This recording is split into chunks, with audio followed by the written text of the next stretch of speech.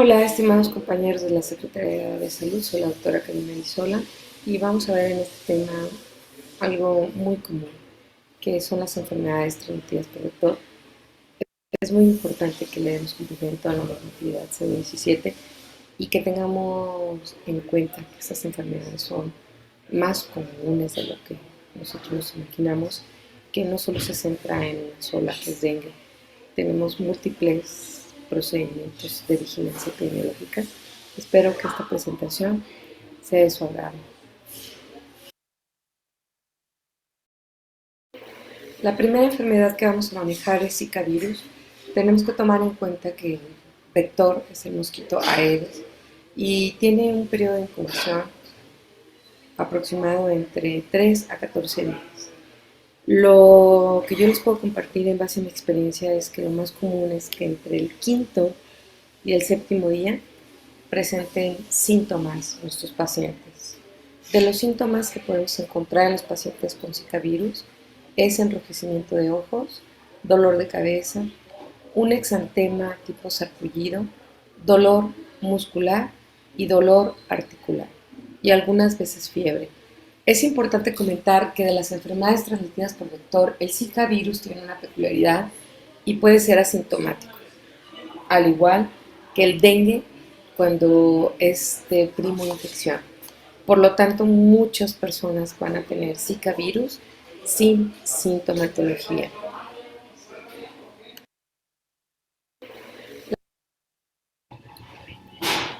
De las enfermedades asociadas en el virus Zika, tenemos que tomar en cuenta varios aspectos.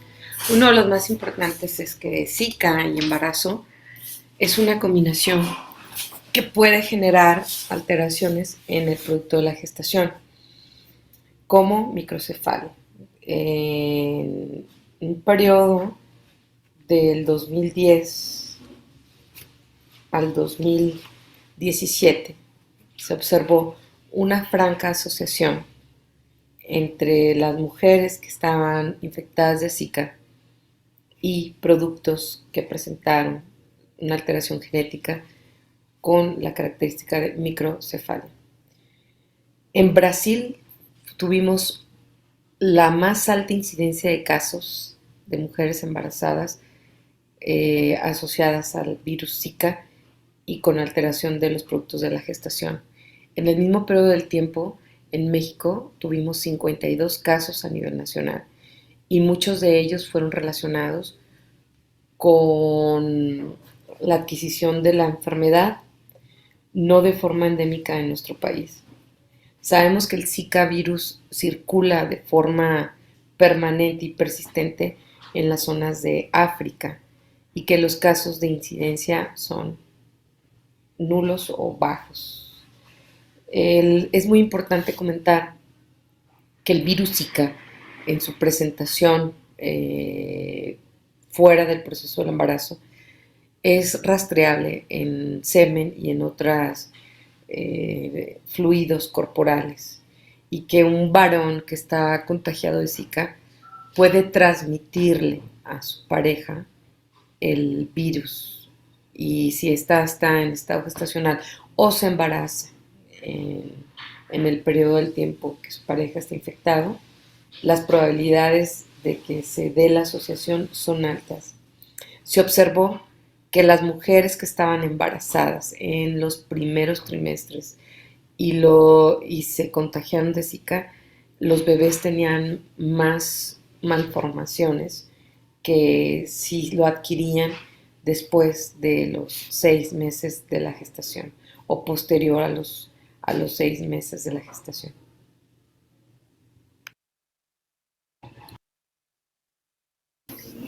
Es importante comentar que nuestros pacientes que se infectan de enfermedades transmitidas por vector, es particularmente las que son por mosquito, pueden llegar a presentar una consecuencia posterior a la infección primaria, síndrome de Guillain-Barré, que es una parálisis progresiva ascendente que puede causar la muerte por la parálisis de los músculos respiratorios.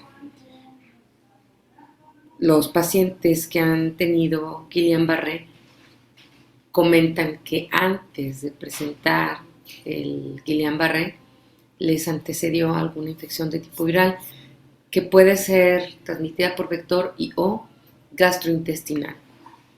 Es importante también comentar que el tiempo correcto para la toma de los antígenos no exime el proceso diagnóstico. Los pacientes pueden llegar fuera del periodo correcto para tomar la muestra de antígeno para poder determinar la confirmación del caso.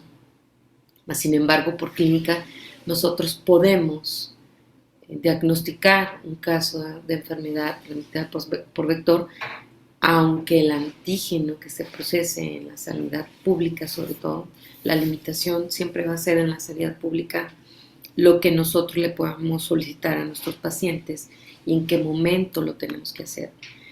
Para Zika virus, lo correcto es que sea entre los primeros 7 días, una vez iniciado la sintomatología. Y aquí queremos comentar las diferencias sintomatológicas que vamos a tener en dengue, en chikungunya y en Zika, y las coincidencias para poder determinar las diferencias clínicas que vamos a tener en nuestros pacientes. En el caso del dengue, nuestros pacientes van a referir dolor de cabeza y cansancio. Igual en el chikungunya, igual en el virus Zika. Náuseas, los pacientes de dengue refieren un proceso nauseoso. En el caso de Zika, cuando está asociado al embarazo, las náuseas pueden ser más enfocadas al proceso del embarazo y no a la infección como tal. En el chikungunya no. Vómitos se van a presentar de forma más predominante en el dengue y en el chikungunya. Igual, otra vez, en el virus Zika, si está asociado al proceso del embarazo y más a las primeras etapas, el síntoma puede ser más orientado al proceso del embarazo y no a la infección como tal.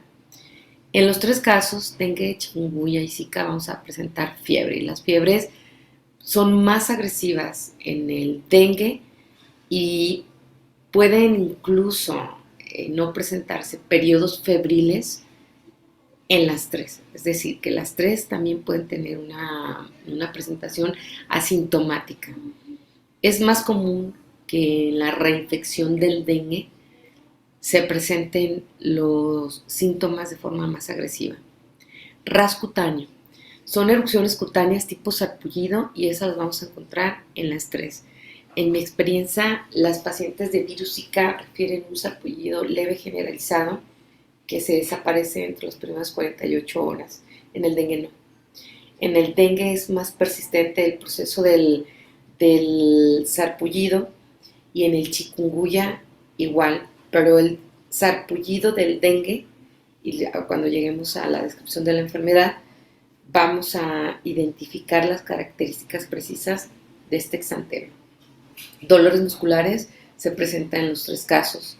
Las pacientes embarazadas con Zika, yo tuve un rastreo de 200, ellas refirieron de las pacientes que salieron positivas que sentían una infección de garganta leve, pero que fue de un periodo muy, muy corto, o sintomatología de 3, 4 días y nada más. De las 200 pacientes embarazadas que nosotros rastreamos en el estado de Jalisco en el Hospital de Maternidad López Mateos, ninguna tuvo asociación a microcefalia. Falta de apetito se puede presentar en las 3. Dolores articulares, esa es una característica, es un signo pivote del dengue, pero se refieren los pacientes que su dolor articular es como si estuvieran fracturados o les estuvieran fracturando un hueso. Los que tienen la experiencia de una fractura ósea refieren un dolor de esa magnitud o de esas características. En las otras 2, el chikungunya no, ni en el Zika se presentan dolores tan intensos articulares. Y lo describen, ¿no?, en la fisiopatología del dengue, que es una fiebre con una sensación de dolor quebrantahuesos. Agrandamiento de los ganglios se puede presentar en chikungunya. Artritis se puede presentar en el chikungunya, inflamación de manos y pies en el chikungunya y en el virus Zika. Y también aquí otra vez hay que tener cuidado si nuestras pacientes están embarazadas, que no sea un síntoma pivote asociado a las enfermedades propias del embarazo como preeclampsia o algunas otras. Hay que vigilar que el edema de la paciente sea a razón de la enfermedad Zika y no por alguna alteración o comorbilidad del proceso del embarazo. Extremidades frías es del chikungunya y es uno de los síntomas pivotes.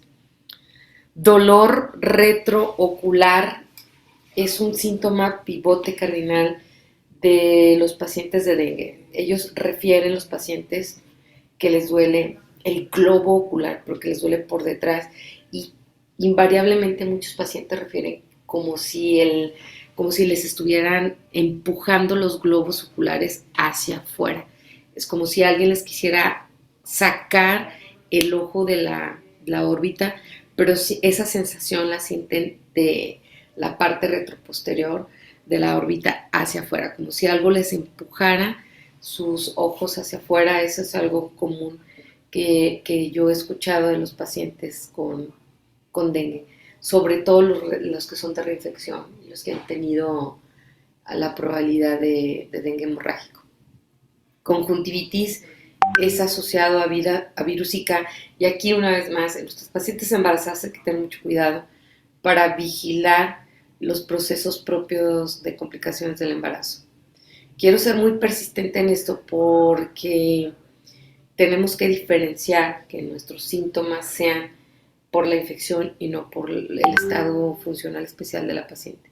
Sangrado nasal se da en el chikungunya y por supuesto que se da en el dengue cuando es de tipo hemorrágico. Alteración del estado de conciencia puede ser el chikungunya en la fase grave, que sí los tenemos y ahorita lo vamos a describir. Y sí hay vacuna para los tres. En dengue sí tenemos vacuna en México, se aplica en las zonas de más alta incidencia, no es una vacuna distribuida por la Secretaría de Salud. Hay prototipos de vacuna, tanto para Zika como para chikungunya, que no son de acceso público y que no están en la sanidad pública contemplada en nuestro esquema nacional de vacunación, no, pero sí existen ya los prototipos de las vacunas. Es importante comentar que la vacuna del dengue no está aprobada y que ha tenido varias fases experimentales, y por los cambios propios que ha tenido la enfermedad, no se ha podido estandarizar un proceso de vacunación generalizado, aunque sí es un grave problema de salud pública por la adaptación del mosquito a los cambios climáticos y los incrementos de las incidencias en zonas donde antes no había circulación nativa del proceso del dengue.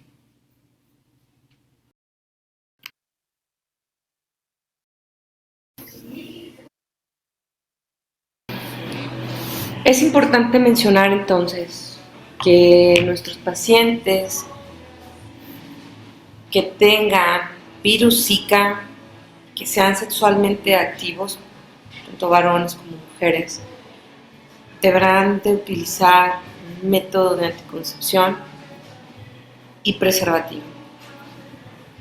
Sí existe una asociación de transmisibilidad a través del semen de pacientes infectados por Zika virus. Es importante, y existen artículos de revisión clínica donde se pudo analizar que existe la presencia del virus Zika en semen.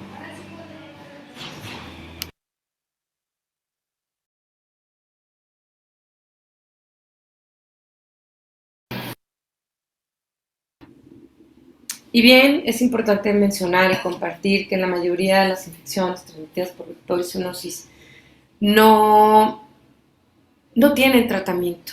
Algunas tienen vacuna, algunas no. Hay prototipos experimentales para la prevención de las enfermedades, pero en este momento no todas tienen una vacuna estandarizada aprobada y que exista en en las cartillas nacionales de vacunación como método de atención a la salud pública. ¿Qué vamos a hacer con nuestros pacientes de Zika? Vigilancia. Todo se va a tratar en el proceso de la vigilancia, particularmente en las mujeres embarazadas.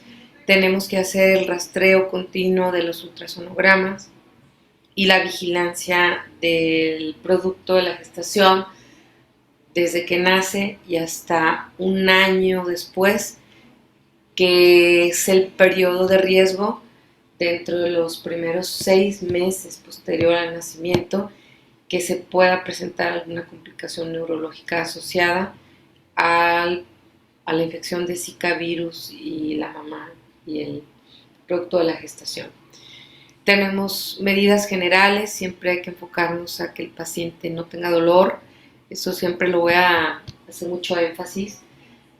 Hay que cuidar que nuestros pacientes no tengan dolor y limitar las complicaciones propias de la sintomatología. Hay que vigilarlos, hay que observarlos y estar atentos al manejo oportuno de las complicaciones. También es importante mencionar que no es improbable que nuestros pacientes puedan presentar más de una infección transmitida por vector y tener presentaciones agravadas de las enfermedades.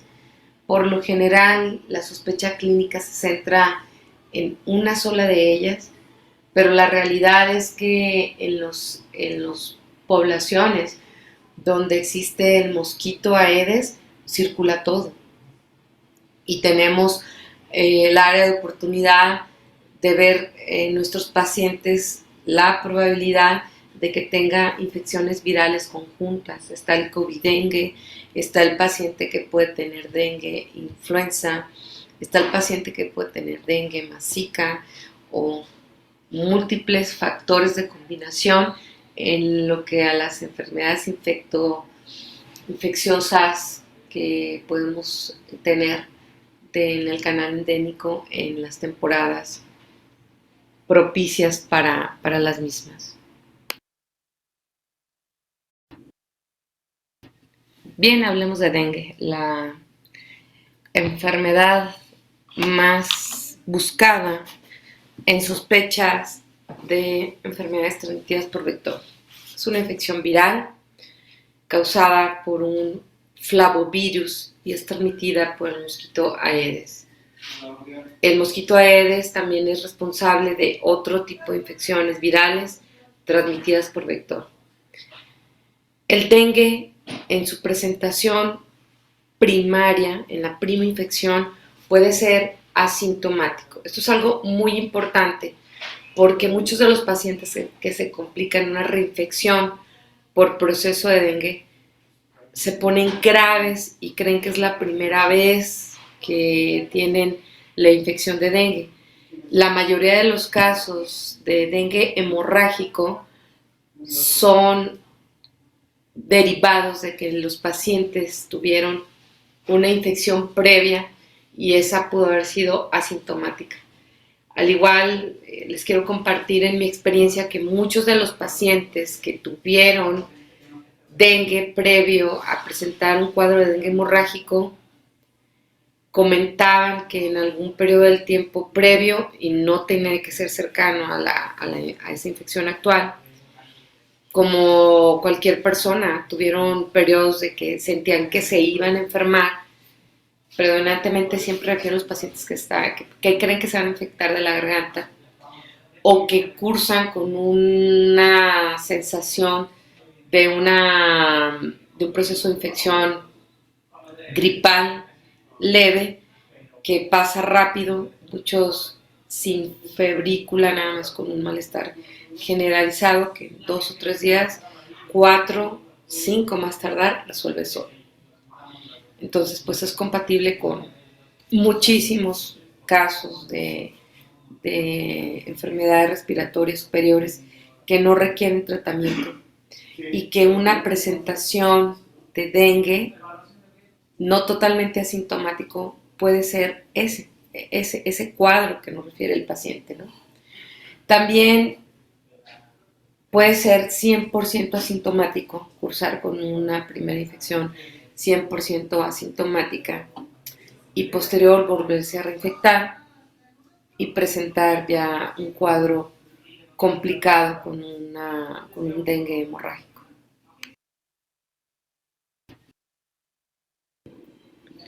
Bien, tenemos 5 subserotipos identificados aquí en América Latina. Circulan predominantemente el 1, el 2, el 3 y el 4. Volvemos a retomar el punto de la primera infección y la segunda infección por dengue. Por lo general, en el primer proceso infeccioso, el paciente puede ser asintomático o con sintomatología muy leve, de un estado viral, un cuadro simple, como un resfriado común. Así lo llegan a referir los pacientes. Nadie va a hacerse una serología para dengue si no tienes la sintomatología grave o moderada. El problema es en una segunda oportunidad que el paciente se infecta, cuando se puede presentar la probabilidad de que se convierta en un dengue hemorrágico. Es importante mencionar que la adaptación climática que ha tenido el mosquito genera probabilidad de que en estados y en zonas donde no teníamos la presencia del mosquito o donde era difícil por las fases climáticas, ahora sí la tengamos.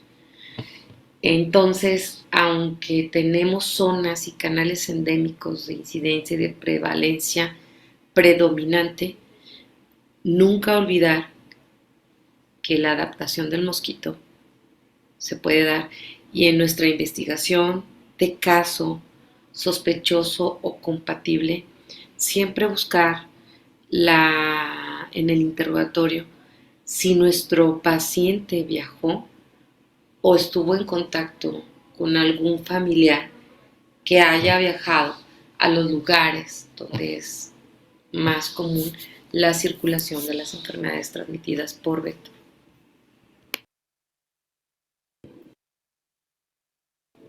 Las enfermedades transmitidas por vector requieren una notificación por el sistema de vigilancia epidemiológica. Normativamente, la 017 nos obliga a hacer la notificación del caso. Recordar que nosotros podemos tener un caso sospechoso, un caso compatible, un caso confirmado o un caso descartado. Insistir que el no tener una serología positiva descarta la oportunidad de la notificación, eso no pasa. Si tú tienes un caso compatible o sospechoso, debes de notificarlo, tengas o no tengas la oportunidad de un proceso de identificación a través de un antígeno específico para las enfermedades transmitidas por vector. Es importante mencionar que el cuadro clínico preferentemente se tiene que diagnosticar para que se convierta en un caso confirmado. Pero sabemos de la limitación de la salud pública e incluso de la limitación que pueda tener nuestro paciente en pagar los antígenos. Dependiendo de la enfermedad, vamos a tener que solicitar en el periodo correcto ciertas pruebas y podemos no tenerlas. Simplemente sucede que en los hospitales de la sanidad pública no tenemos acceso a todos los estudios de laboratorio para poder identificar oportunamente y confirmar nuestros casos. Es importante mencionarles que el INDRE en la Ciudad de México sí recibe procesos de muestras cuando ustedes tengan la necesidad de confirmar, no hablando en este tema tan específico, en la generalidad, tenemos una gama de estudios diagnósticos que se pueden realizar a través del INDRE o de los institutos de salud pública enviados al Estado y posteriormente a México o procesados de nuestro hospital al Estado. Entonces, tiene que tomar en cuenta ese aspecto por si en alguna ocasión requiere algún estudio en particular. Hay que ver el catálogo de oportunidad que tenemos bajo esa expectativa, enviando las muestras. Obviamente tiene que tener todo el cuidado para que sea una muestra adecuada y que califique para la lectura.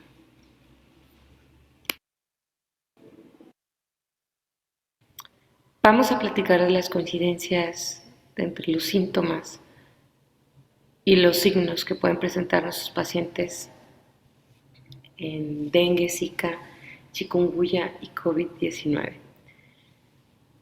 Los pacientes pueden ser asintomáticos en estas 4 oportunidades virales o pueden tener coincidencias en la sintomatología y en los signos que nosotros podemos encontrar. La fiebre es una característica importante. ¿Qué es lo que hemos observado en los pacientes? Que en el dengue, sobre todo en la presentación de tipo hemorrágico, puede ser una fiebre muy elevada, igual puede ser en el chikungunya, igual puede ser en el COVID-19. Por lo general los pacientes con Zika no presentan cuadros febriles elevados, intensos. Es muy importante mencionar que el dolor de cabeza se puede presentar en las 4 infecciones virales, pero particularmente en el dengue. El dolor de cabeza está asociado a un dolor retroocular por parte de nuestros pacientes. Como lo mencioné previamente, los pacientes son muy específicos en decir que les duele detrás del ojo, pero que tienen la sensación de que algo les empuja el globo ocular hacia afuera de la órbita. Es muy importante identificar qué tipo de dolor articular tienen nuestros pacientes, porque como lo mencionábamos antes, en el dengue el dolor articular es muy intenso y el paciente puede llegar a referir que siente como que se está fracturando de las partes articulares. Y el dolor generalizado muscular, eso puede presentarse en las 4 oportunidades virales. En el COVID-19 hay que tener en cuenta que el paciente puede tener una tos y una inflamación persistente durante el proceso infeccioso y posterior al proceso infeccioso, y que el riesgo más alto en una presentación grave de COVID-19 es el daño pulmonar por la presencia del virus y la probabilidad de que se pueda desarrollar un trombo. Eso hay que tener mucha atención en solicitar los dímeros y toda la batería de estudios necesaria para evitar las complicaciones del COVID-19. Sigan tomando muestras de COVID. Es importante confirmar los casos y hay que hacer la notificación de los casos. En el chikungunya leve puede ser asintomático, pero en el chikungunya grave ahorita vamos a identificar las características de los signos pivotes del chikungunya. Tanto en el dengue como en el chikungunya podemos tener un rash de tipo sarpullido, pero la diferencia es el tiempo que el paciente permanece con el rash. Se puede presentar en los pacientes con Zika, con los pacientes con Zika, y a mí me refirieron, las pacientes que yo tamicé, más de 3 pacientes refirieron que en algún periodo del tiempo, cuando tuvieron la infección, ellas presentaron un rash leve, generalizado y que resolvió solo. Ellas lo atribuyeron a una intoxicación alimentaria. Pocas lo refirieron como probable rash a respuesta a medicación. En el caso del chikungunya puede tener, aparte del proceso del dolor generalizado y del rash, puede tener malestar estomacal y también eso se puede presentar en el cuadro con dengue. Los pacientes con dengue pueden presentar náuseas, vómito e incluso pueden presentar diarrea. En los pacientes con COVID también. Muchos pacientes me refirieron en el periodo de infección del COVID que tenían malestar estomacal y que tuvieron un cuadro diarreico. De hecho, la gran mayoría creía que no tenían COVID y que su infección era de tipo estomacal. Hay que checar siempre a nuestros pacientes con COVID-19 la oxigenación. No hay que asumir que el paciente va a cursar una enfermedad de forma leve y hay que hacer la vigilancia oportunamente.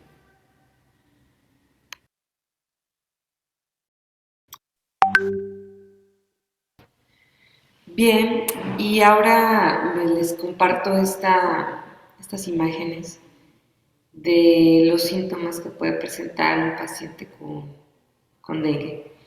En esta imagen podemos observar el tipo de rash cutáneo que los pacientes con dengue presentan. Yo lo he visto en la gran mayoría de mis pacientes que tienen sintomatología, sea o no hemorrágico. Si el paciente presenta síntomas, lo he visto en la gran mayoría. Y no resuelve rápido, como en el caso del Zika.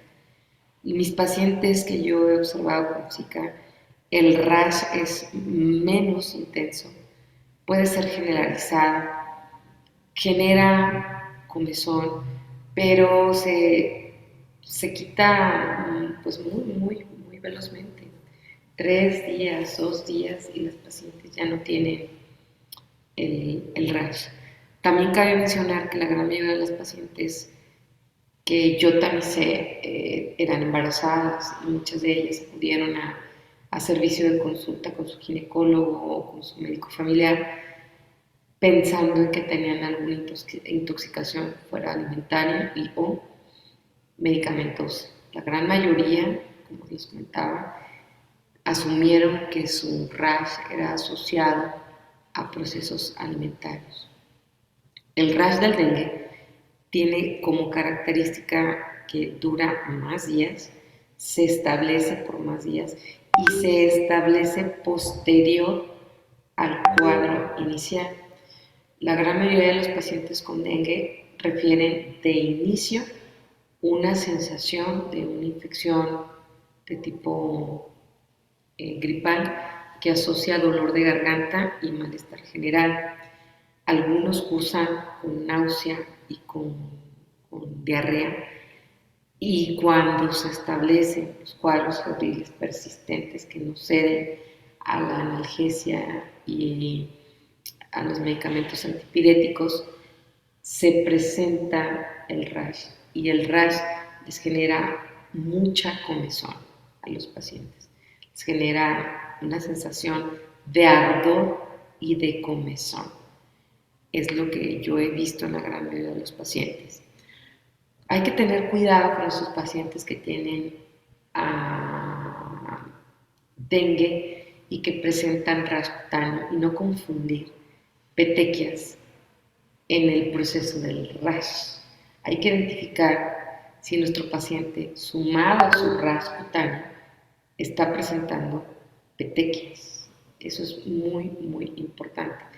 Que exploremos a nuestros pacientes. Hay que tomarnos el tiempo de explorar a nuestros pacientes de forma completa y ver si nuestro paciente está presentando o no petequias por el riesgo de que se esté convirtiendo a sumar al cuadro clínico y los laboratoriales, la vigilancia del proceso plaquetario es muy importante. En los pacientes con dengue hay que vigilar la piel. ¿Qué está presentando mi paciente? Dentro de los síntomas pivotes esenciales que vamos a tener repetitivamente en los pacientes con dengue es dolor de estómago, puede generar incluso que el paciente vomite y son fiebres altas que no ceden fácilmente a los medicamentos antipiréticos y el dolor de ojos. El paciente, sobre todo los pacientes que no tienen conocimiento de anatomía, que le dicen al ojo, le dicen el tomatito.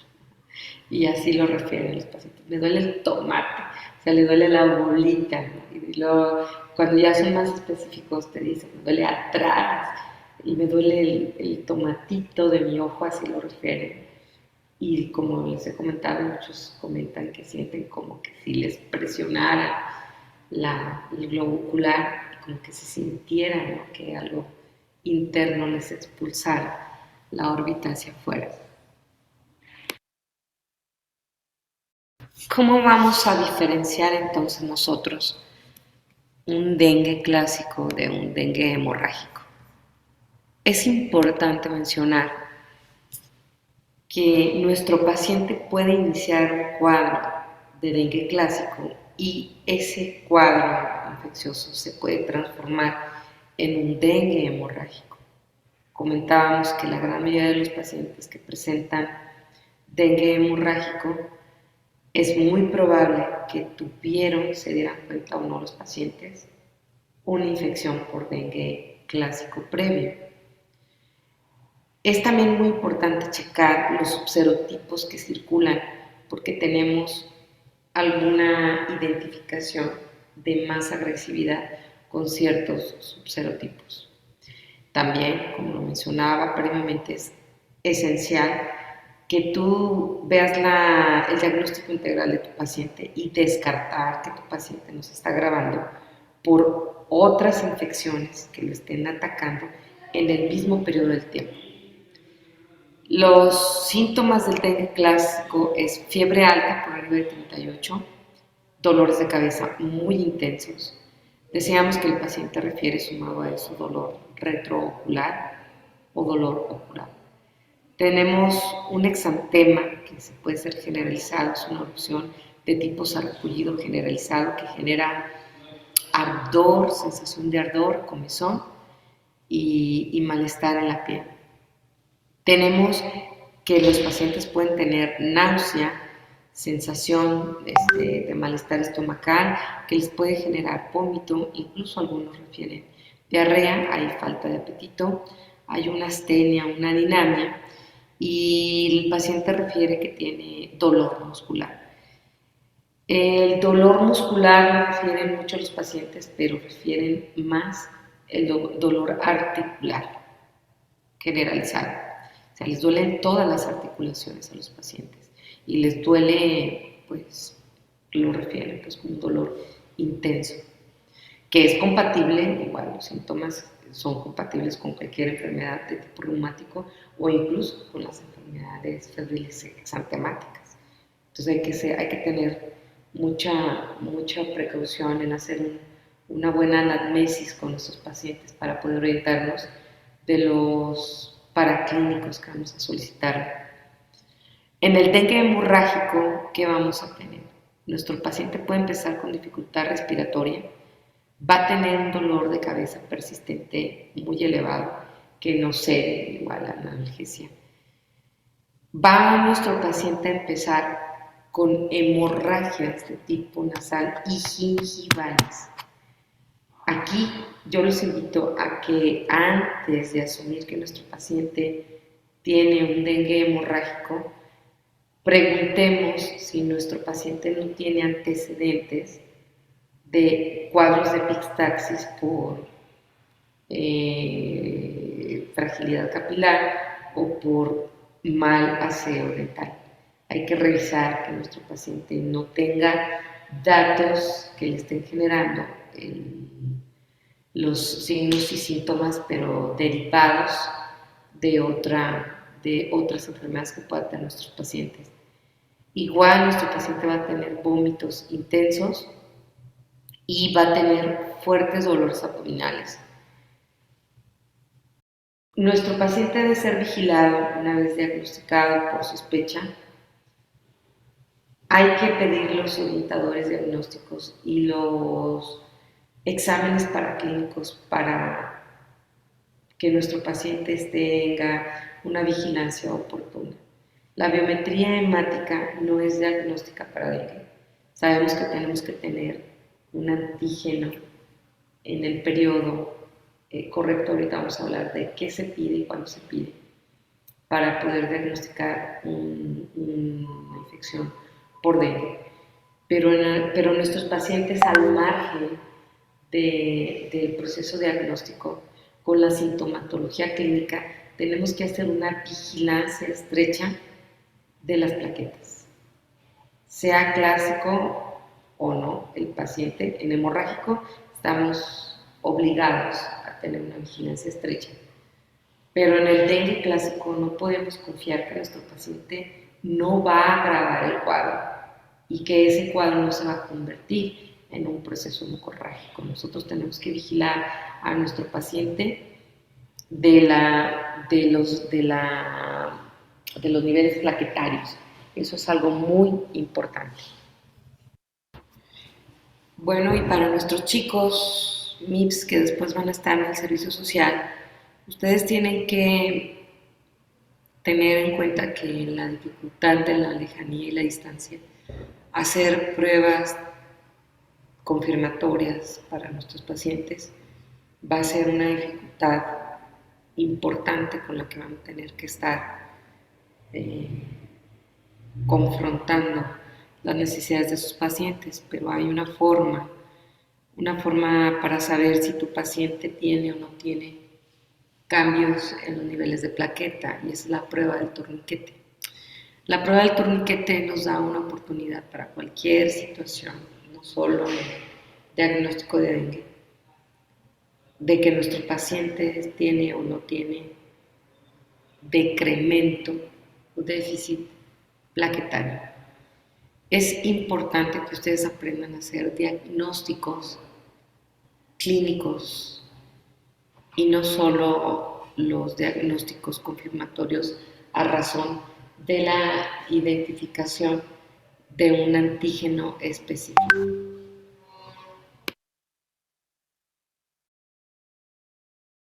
¿Cómo vamos a diferenciar entonces un cuadro grave de dengue? Vamos a tener el inicio del cuadro inicial, siempre va a ser igual, con las generalidades de la infección, que posteriormente, 3 días después, van a empezar a presentar nuestros pacientes manchas rojas en la piel. Esto se refiere a que vamos a poder identificar petequias en nuestro paciente sumado al rascutaño o sin el rascutaño. También el paciente puede no tener el rascutaño y sí tener petequias, o ambas. Sangrado de encías, de boca, de nariz, de oído, o el paciente nos puede referir que tiene sangrado en sus evacuaciones. Vómitos persistentes, dolor abdominal intenso, piel fría y húmeda por los cambios hidroelectrolíticos, boca seca y sensación constante de sed, orina con sangre, hematuria, confusión mental, letargia, ojos rojos, que se parece a los cuadros de conjuntivitis de tipo hemorrágico, y alteración en el sistema cardiovascular.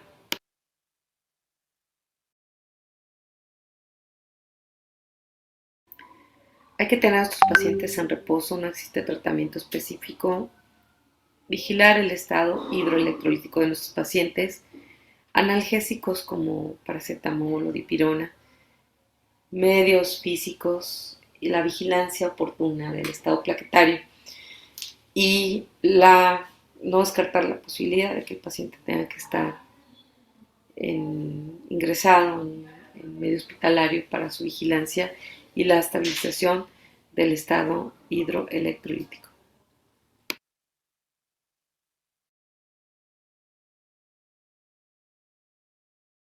El chikungunya es una enfermedad viral que puede ser igual o más grave que el dengue.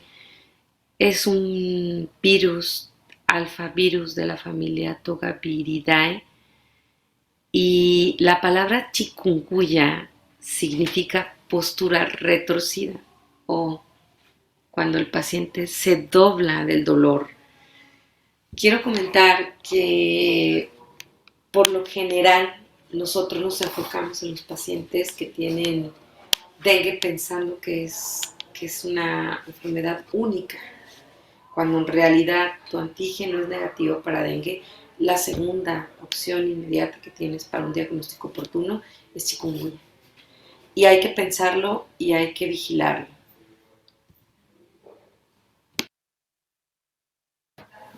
El chikungunya es transmitido por un mosquito Aedes y es importante mencionar que la palabra describe un dolor abdominal muy intenso. Por lo tanto, es compatible los síntomas graves del chikungunya con un caso de dengue hemorrágico. Es importante mencionar que el estado grave del chikungunya también puede generar mortalidad en nuestros pacientes.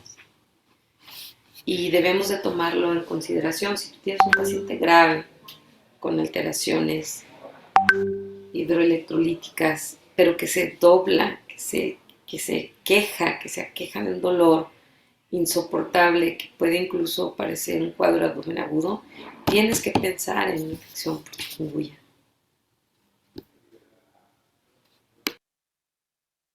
En las definiciones operacionales nosotros tenemos que un caso sospechoso entonces es cualquier persona que haya viajado 2 semanas previas al inicio del proceso de los síntomas y que presenta fiebre asociada a artralgias y o mialgias, que no se explica por condiciones preexistentes como artritis o algunas otras enfermedades de tipo inmunológico, y que pueden ir de leve, o sea, de un dolor que inicia poco y que va incrementando hasta sentir un dolor de tipo insoportable en las partes articulares. En la definición operacional de caso probable vamos a tener que es un caso sospechoso de chikungunya, además de lo que hablamos previamente de un dolor generalizado, articular y fiebre. Vamos a tener una detección de inmunoglobulina en la fase aguda y o de convalescencia. Y en la definición operacional de caso, tenemos que tener la identificación específica por PCR del ARN viral del virus de chikungunya.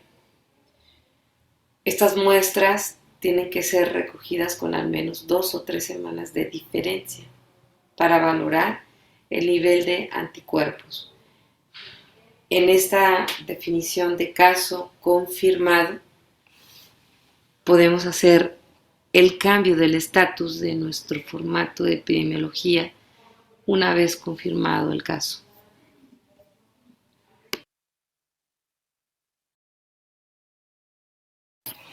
En las presentaciones de nuestros pacientes infectados con chikungunya, tenemos las manifestaciones extraarticulares. Un caso de chikungunya probable o confirmado que se manifieste con dolor extraarticular también puede presentar alteración neurológica, cardiovascular, dermatológica, oftalmológica, hepática, renal y respiratoria, y el paciente puede morir. Esta es una presentación grave de un paciente con chikungunya y, como se los comentaba, es muy parecido, puede ser muy compatible con los síntomas que podamos tener en un paciente de un dengue hemorrágico.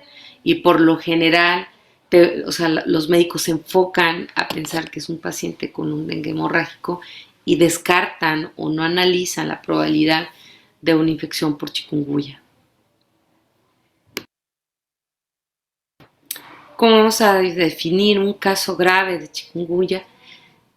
Es el paciente ya confirmado y que puede presentar falla orgánica o falla sistemática y que nuestro paciente requiera hospitalización para poder salvarle la vida.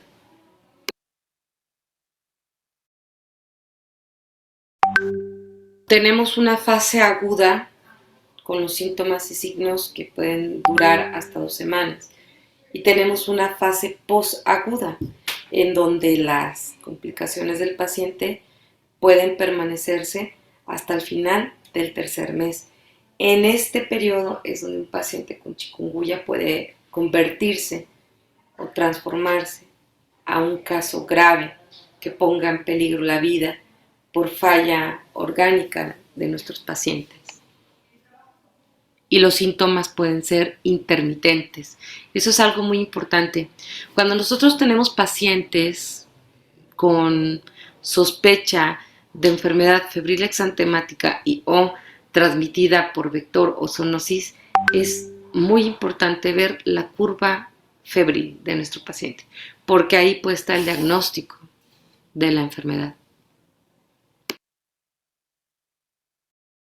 Dentro de las complicaciones que nos puede generar un proceso de chikungunya, al igual que el COVID, es generar un proceso de dolor articular crónico y permanente por los procesos inflamatorios propios en la fase activa viral, que se van a persistir aunque el paciente esté ya fuera del proceso infeccioso, y nuestro paciente puede aquejarse de dolores articulares persistentes. Aquí también tenemos una área de oportunidad de identificar si el paciente tiene una secuela de infección por chikungunya o nos está presentando algún proceso de enfermedades autoinmunes o de otro tipo. O igual, chikungunya con COVID y que el paciente tenga secuelas de ambas enfermedades. No existe tratamiento. Lo que tenemos que hacer es controlar y vigilar los procesos de probabilidad de complicación orgánica para nuestros pacientes. Hay que tener en cuenta que hay que tratar de controlar los estados febriles y hay que vigilar la funcionalidad multiorgánica de nuestros pacientes.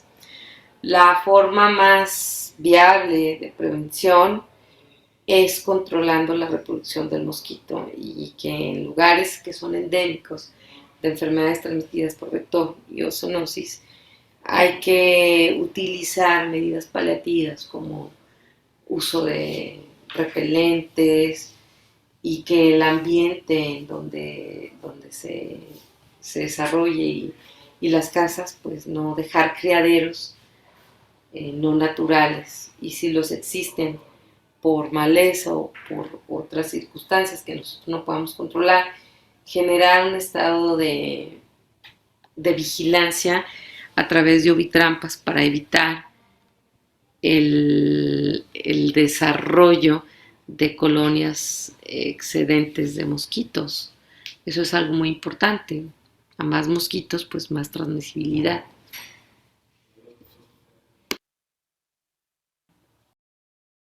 Hablamos de fiebre amarilla, es una enfermedad vírica hemorrágica transmitida por mosquito. Es endémica de África y también la tenemos en América Latina.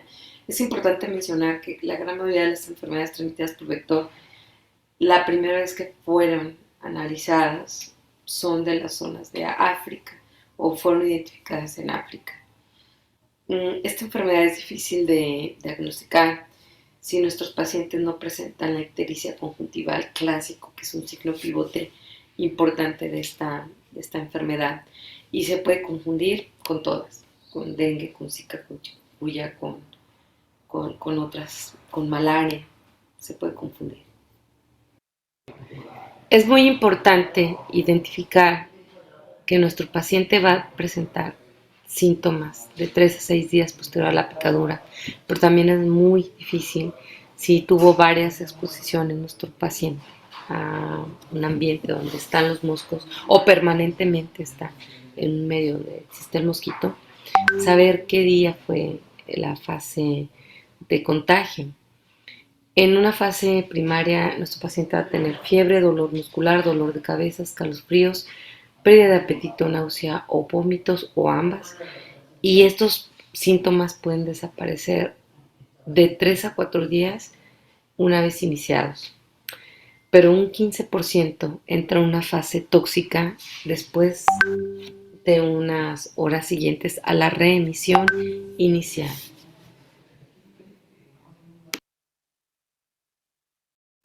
Nuestros pacientes de fiebre amarilla tienen una característica que es una ictericia conjuntival. Cuando ya pasan a una fase tóxica, nuestros pacientes tienen una fiebre más alta y tenemos afectación sistemática. Una de las cosas más importantes es que la función renal puede deteriorar y nuestros pacientes en fase tóxica pueden morir de 10 a 14 días posterior a iniciada esta fase. El resto que no mueran van a tener una recuperación sin daño orgánico significativo.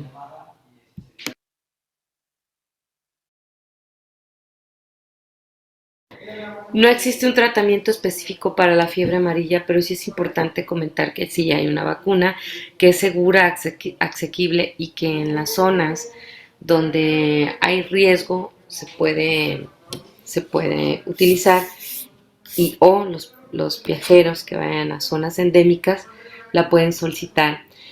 Lo importante es que se aplique 30 días previos al proceso del viaje para que los anticuerpos estén en óptimas condiciones para la prevención de la enfermedad. Hablemos de malaria, es una enfermedad transmitida por vector, es una enfermedad, es un parásito Plasmodium y el mosquito transmisor de esta enfermedad es el Anopheles. En un análisis histopatológico del proceso podemos observar aquí cómo el parásito se encuentra pues, en el torrente sanguíneo. La enfermedad puede causar fiebre, vómito y dolor de cabeza o todo. En la forma de la manifestación clásica, el paciente puede decir que tiene mucho malestar general, sudoración excesiva y escalofríos, que aparecen de 10 a 15 días posterior a las picaduras de los mosquitos. En la gran mayoría de las zonas donde es endémica la enfermedad, podemos tener un test rápido que se puede utilizar para, si no tienes la oportunidad de utilizar un microscopio y hacer la evaluación de la búsqueda intencionada del parásito.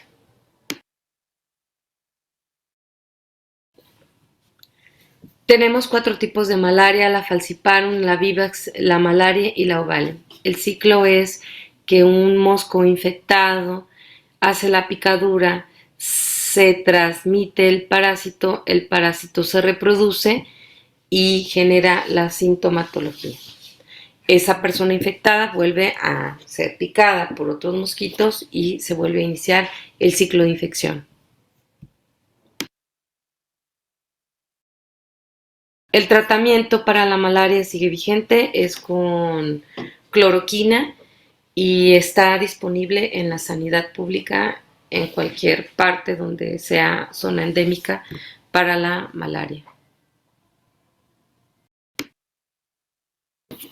La malaria puede ser una enfermedad mortal y es importante mencionar que tenemos registrados muertes por malaria y actualmente todavía la gente se puede infectar y puede morir de malaria. Es una enfermedad totalmente prevenible y curable porque tenemos un tratamiento específico. Y sí tenemos casos de incidencia activos en este periodo del tiempo. Por lo tanto, sí es importante que cuando nosotros tengamos la posibilidad de un paciente sospechoso, hagamos una adecuada anamnesis y tratar de identificar de forma rápida el parásito para otorgar el tratamiento específico. El virus del Nilo es otra enfermedad transmitida por vector, por un mosquito, y es una enfermedad muy complicada de diagnosticar de entrada y cuando tiene secuelas de manejar. Es un virus que pertenece a la familia del Flavivirus y es una de las enfermedades más complicadas para manejar con estos pacientes cuando tienen secuelas por la infección del virus del Nilo. Se transmite por mosquitos infectados entre humanos y animales. Y en pues hay algo muy, muy importante, que los signos y síntomas iniciales post-infección puede ser un periodo largo para que el paciente manifieste algún proceso de complicación por virus del Nilo. Es importante mencionar que no solo se transmite por la picadura del mosquito, con el contacto de animales que estén infectados, sangre o tejido, se puede generar el proceso de la infección. Los pacientes infectados van a tener un periodo de incubación de 3 a 14 días. Los pacientes pueden presentar fiebre, dolor de cabeza, cansancio, debilidad, náuseas, vómito, erupciones cutáneas, ganglios inflamados, y posteriormente también pueden presentar algún problema de tipo motor derivado de situaciones neurológicas que no son, una vez más, es muy complicado diagnosticar los pacientes infectados por virus del Nilo. La gran mayoría de los pacientes que tenemos en América Latina están infectadas, alrededor de un 20%, por fiebre del Nilo occidental. Este se caracteriza por dolor de cabeza, cansancio, dolor articular, náusea, vómito y en ocasiones ras cutáneo. La diferenciación en relación al dengue es que este ras o este exantema es más localizado en el proceso del tórax y sí puede llegar a tener adenomegalias.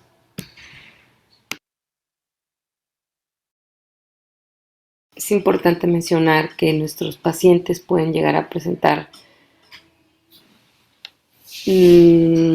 daño neuroinvasivo y pueden presentar encefalitis o meningitis.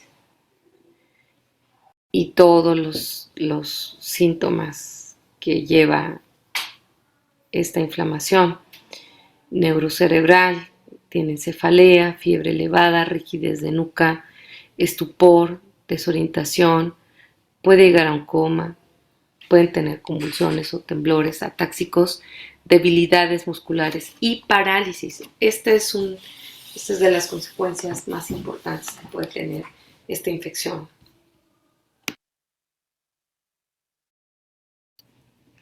El diagnóstico lo vamos a hacer mediante una prueba de ELISA y podemos también realizarlo mediante una prueba de PCR.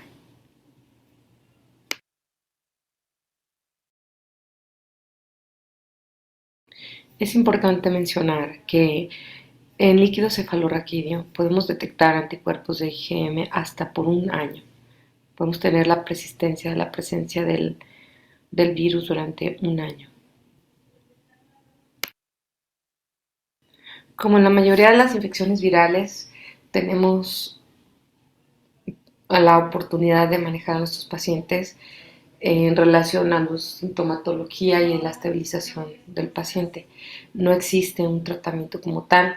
La complejidad del tratamiento con nuestros pacientes de virus del Nilo se va a dar en los casos complicados que tengan consecuencias neurológicas. Eso es algo muy, muy importante de identificar.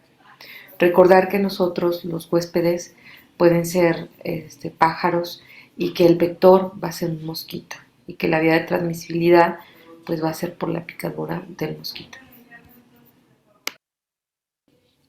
Bien, hablemos de la peste. Es una enfermedad infecciosa causada por el Yersinia pestis. Es una enfermedad de zoonosis y el mecanismo de transmisibilidad es cuando una pulga muerde, aspira sangre de un mamífero y esta a su vez después muerde a un humano.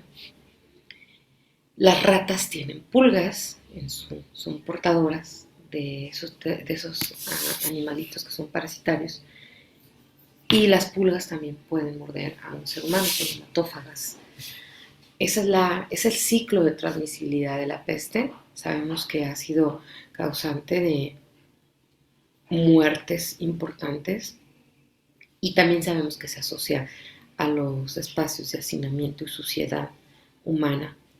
Es importante comentar que no está erradicada y que sí tenemos casos de incidencia reportados hasta el 2021. Es tratable si se diagnostica en un periodo de tiempo conveniente, pero ese es el reto, la identificación oportuna de los casos y el tratamiento instaurado a tiempo para que no se vuelva una enfermedad mortal. El ser humano puede contaminarse por picadura, mordedura de pulga infectada, contacto directo con los líquidos corporales infectados o material contaminado y la inhalación de las gotículas respiratorias de pequeñas partículas de pacientes con la peste neumónica. Recordemos que usaban una máscara que parecían como cuervos que les tapaban los ojos, la nariz y la boca. Esa es una imagen clásica del proceso de la peste que utilizaban los médicos para la protección del contagio de los pacientes. Identificaron que las gotículas eran una forma de contaminación.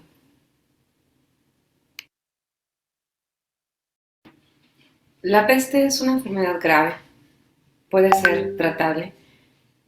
Como es una bacteria, puede generar septicemia y la presentación de neumonía, peste neumónica, es la etapa más grave de los pacientes. La letalidad es alta y fue causante de la extinción de 2/3 partes de lo que fue la población total de la humanidad en su primera presentación como pandemia en Europa. Causó muchas muertes y ha causado muchas muertes a través de su paso por la existencia de la humanidad. La presentación neumónica invariablemente es mortal y es importante comentar que la transmisibilidad va a ser por expeler las gotículas respiratorias que se suspenden en el aire que emite un paciente infectado de peste.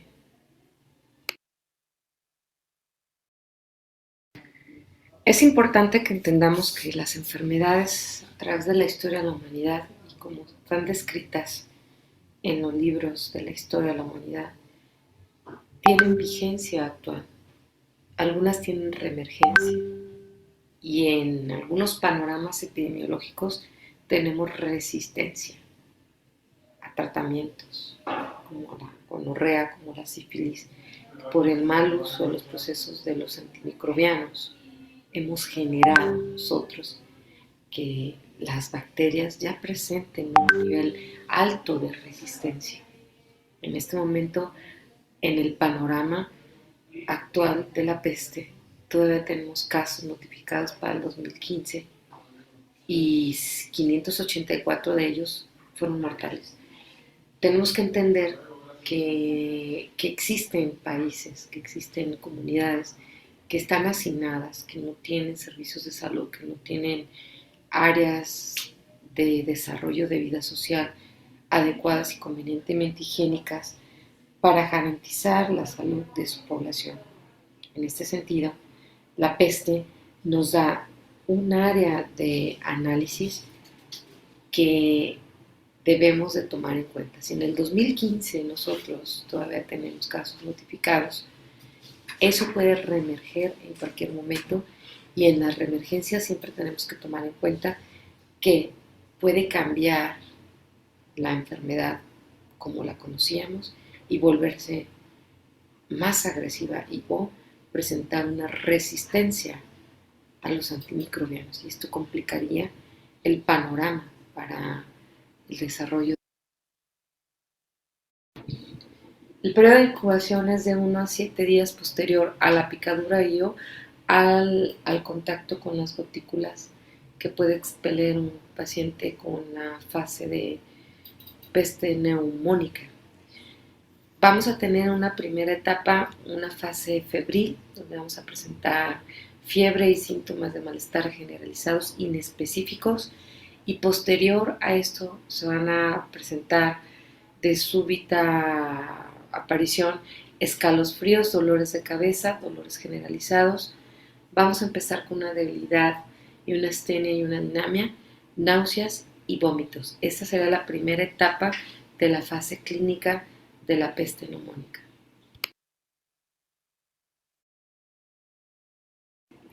Bien, es importante mencionar que el ganglio primario que se va a infectar va a ser el que esté cerca de la mordedura o de las mordeduras múltiples que pueda hacer la pulga al ser humano. A estos ganglios, decíamos entonces, que se van a inflamar, se van a poner tensos, dolorosos y posteriormente supurativos, y los vamos a denominar bubón. La imagen, por eso decíamos que se llama bubónica, por la imagen específica de la inflamación ganglionar.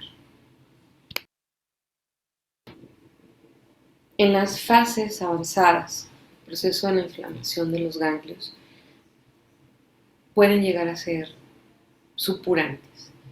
En la peste bubónica,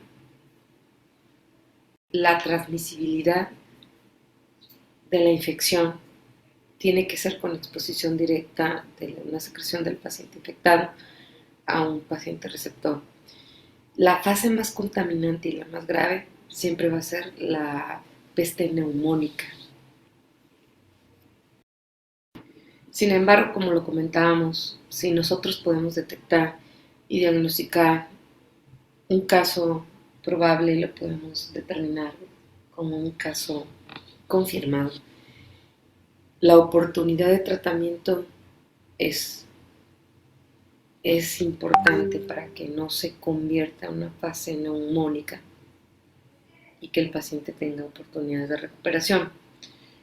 El periodo de incubación es súper rápido, es en 24 horas, y es por este periodo de incubación que es una enfermedad de una propagación muy veloz y es de difícil control epidemiológico. Presentándose un brote, el control epidemiológico es complicado por las fases de incubación tan rápido.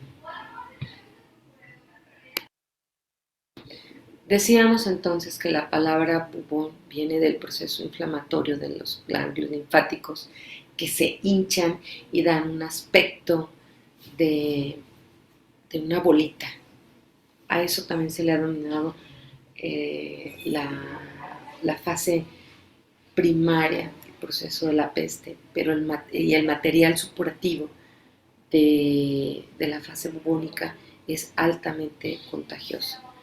Nosotros entonces tenemos etapas para la presentación de la gravedad, la evolución de la peste. Va a ser, primero es el contagio, es el periodo de incubación, posterior a esto vienen las marcas de Dios, que son los nódulos infectados, hacen una erupción roja, un eritema, que a eso se le ha denominado la marca de Dios. Viene una aparición de los bubones, que es ya la inflamación del ganglio linfático, y posterior a esto viene una fase de meses y puede sangrar nuestro paciente de los ganglios y de la aparición de los bubones. Viene una etapa séptica de una diseminación rápida de la bacteria, y por lo tanto se puede acontecer a un shock séptico. Puede haber un fallo respiratorio derivado del shock séptico, y posterior a este viene la muerte. Las marcas negras que se dan, de ahí el nombre de peste negra o peste bubónica, por la imagen de los bubones, es muy impactante. Es de alta velocidad el proceso letal en un paciente que no es atendido de forma conveniente. Tenemos oportunidad de tratamiento con la peste y tiene que iniciar a la brevedad el tratamiento. Por lo general, en este tipo de epidemias, los primeros pacientes mueren y ellos nos dan la oportunidad de generar los datos clínicos para identificar qué es una peste bubónica y poder rápido atender la diseminación y el control de los casos. ¿Qué medicamentos podemos utilizar para la atención de la peste bubónica? Son bacilos gram negativos y los antibióticos efectivos van a ser los que manejemos para las enterobacterias. La gentamicina, la doxiciclina, que es el que más se utiliza. Se puede utilizar también ciprofloxacina, levofloxacina, moxifloxacina y cloranfenicol. En el plan de tratamiento instaurado como normativo, el primero en línea de atención para los pacientes infectados es la doxiciclina. Bien, ahora vamos a comentar de rickettsiosis. Es una enfermedad que se asocia igual como la peste a malas condiciones higiénicas, a hacinamientos, a pobreza, y el vector principalmente es una garrapata. Las garrapatas las podemos encontrar generalmente en los perritos o en los gatitos que también tienen una falta de atención en su higiene. Los caballos también tienen muchas garrapatas, entonces la riqueza es una enfermedad que se puede encontrar muy comúnmente en las personas trabajadoras del campo o que tienen atención a través de las caballerizas, ¿no? En esta imagen me gusta porque este exantema que estamos viendo aquí en esta imagen, en esta diapositiva, es el diagnóstico con el cual nosotros vamos a poder identificar que es una riqueza y que no es otra enfermedad. Ese es el exantema que podemos observar en un paciente. Recordemos que las enfermedades transmitidas por vector también generan un proceso de exantema, pero es totalmente diferente a este. Y tenemos diferentes tipos de rickettsiosis. La primera que vamos a analizar es la Prowazeki y que se puede transmitir a través de los piojitos. La otro tipo de riqueza es la TIFI que se transmite a través de pulgas y el vector sería es una enfermedad de zoonosis de ratas y de gatos y después al humano. Y la Rickettsia rickettsii que es transmitida por la garrapata que se encuentra en los perritos y provoca la fiebre maculosa de las montañas rocosas. No todas las garrapatas son transmisoras de la enfermedad, pero si hay una sola garrapata, es motivo de hacer acciones de contención y de higiene y de fumigación, porque tienen una gran capacidad de reproducción y la posibilidad de que alguna de ellas sea transmisible posteriormente, pues es alta.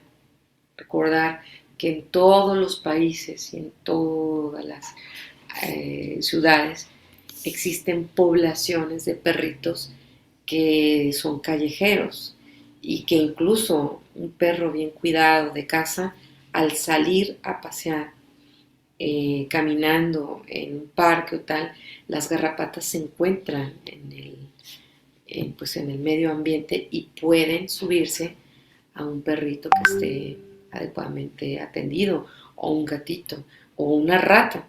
Ya comentábamos pues que hay espacios de hacinamiento, pero el hecho de que tú vivas en un hogar limpio no quiere decir que un animalito no va a invadir tu espacio de vida. Tenemos que tener mucha atención cuando observemos la posibilidad o la viabilidad de que exista estos vectores cerca de donde trabajamos, en hospitales, por lo general es un problema la contaminación de las garrapatas. Es común que los pacientes las traigan en sus pertenencias. Es muy difícil erradicar la plaga de las garrapatas. Una vez un colchón contaminado, sobre todo los muebles de casa que están contaminados, son plagas muy difíciles de contener y de eliminar. ¿Cuáles son los síntomas de la rickettsiosis? Es fiebre, dolor de cabeza, malestar generalizado y lesiones en la piel. Y la garrapata sí deja una marca. De hecho, muchas veces se queda la cabecita dentro de donde inició la mordedura. Sí, hemos tenido pacientes que todavía traen ahí el cuerpillo de la garrapata. El exantema para mí es un dato cardinal de los pacientes que yo he tenido con rickettsiosis. Es un exantema muy identificable como dato clínico, que no se parece a los otros de las enfermedades transmitidas por vector y no se parece nada a los exantemas que puedan nosotros tener sospecha de intoxicación medicamentosa o alimentaria. El diagnóstico es una prueba de IFI y PCR y quiero que en esta imagen observemos cómo lo que les estaba comentando en la diapositiva anterior se puede observar. Así es como yo he visto que está el cuerpito de la garrapata y la cabeza metida. Es muy importante que no se extraiga de forma brusca el bichito. Tenemos que hacerlo con una técnica para que no se quede nada del cuerpo de la garrapata en la zona donde está haciendo la lesión.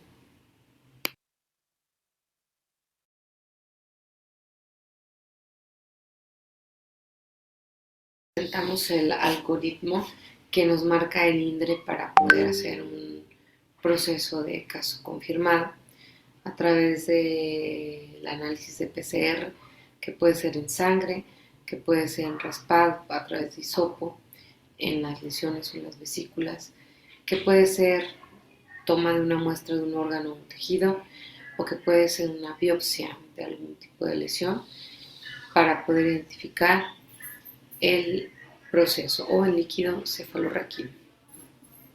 Recordar que la riqueza es de notificación. Todas las enfermedades que hemos estado viendo transmitidas por vector o por zoonosis son de notificación epidemiológica y que genera un estudio de caso. Para el proceso diagnóstico, entonces, tenemos biopsia de eritema con tinción con anticuerpos fluorescentes para detectar los microorganismos, pruebas serológicas en etapa aguda y etapa de convalescencia y reacción en cadena de polimerasa.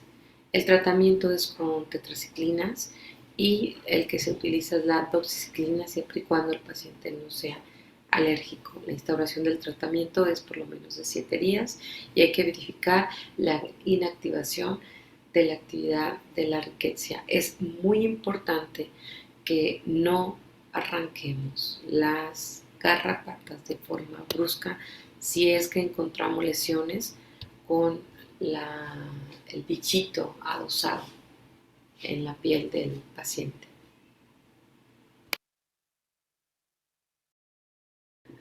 Por último, aunque existen otras enfermedades que pudiéramos abordar, vamos a comentar una enfermedad de zoonosis viral que es la rabia, la cual afecta a mamíferos domésticos o salvajes y se transmite a través del contacto de saliva infectada de un paciente por medio de mordeduras o arañazos.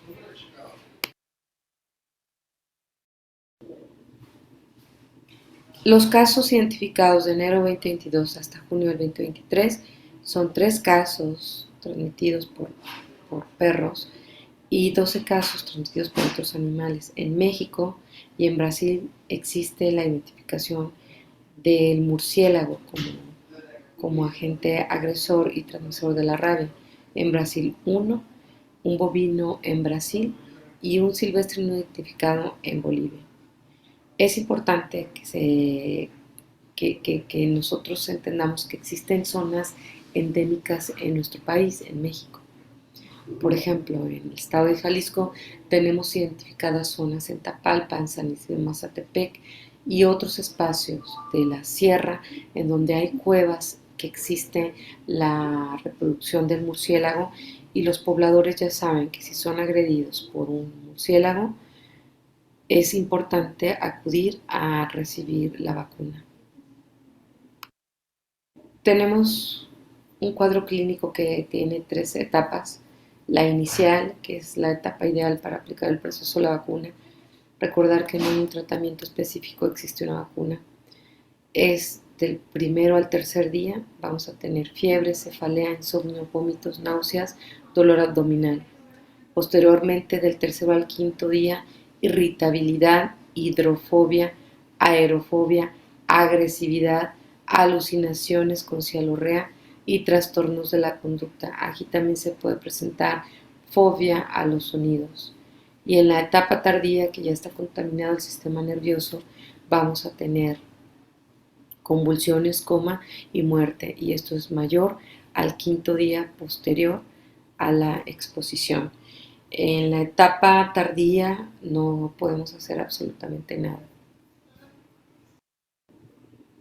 El diagnóstico para casos confirmados pues es por biopsia del tejido nervioso, pero nosotros tenemos pruebas de inmunofluorescencia para buscar la identificación de la presencia del virus en nuestro paciente.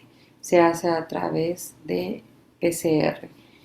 Estas muestras se leen en el INDRE y son de notificación inmediata y de atención y vigilancia oportuna. Dentro de la normatividad nacional, el INDRE tiene los lineamientos específicos para el diagnóstico y manejo de los pacientes expuestos a rabia.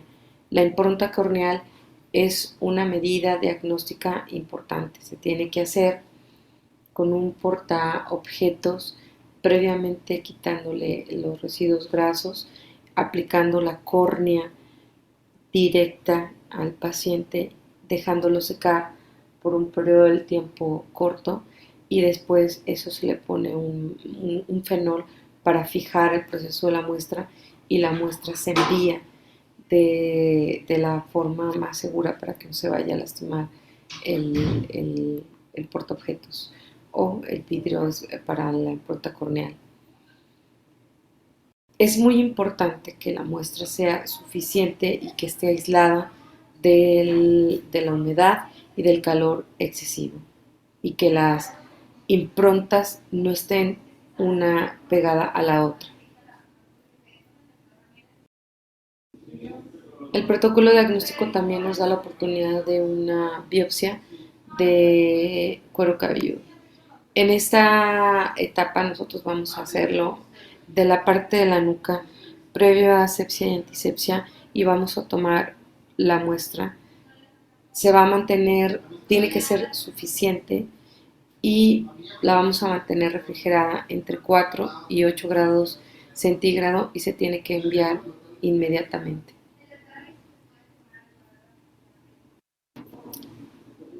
También podemos obtener líquido cefalorraquídeo.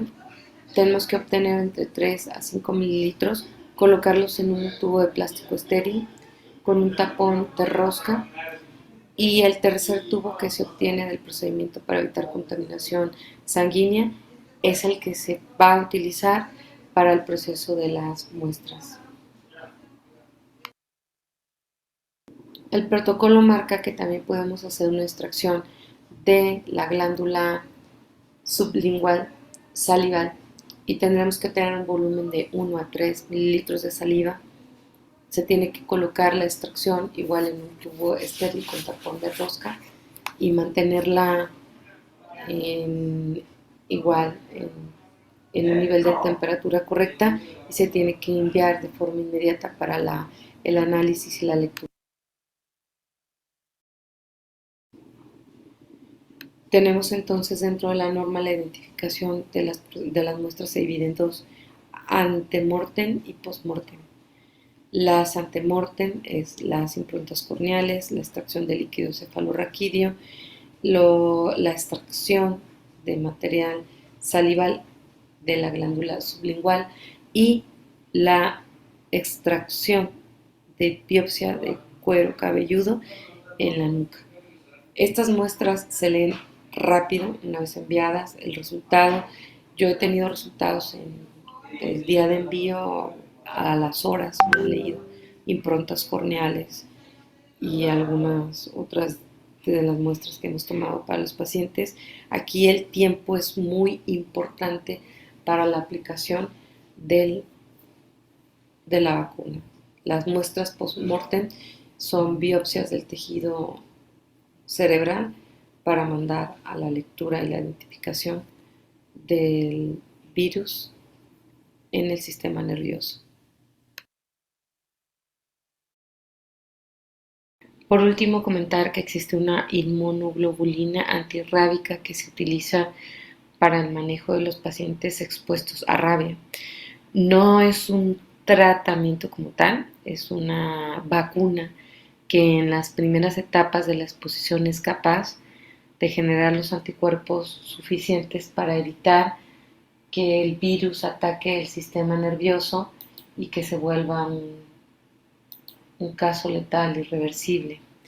Es muy importante comentarles que no desestimen a los pacientes que llegan y que mencionan que fueron agredidos por algún animal silvestre.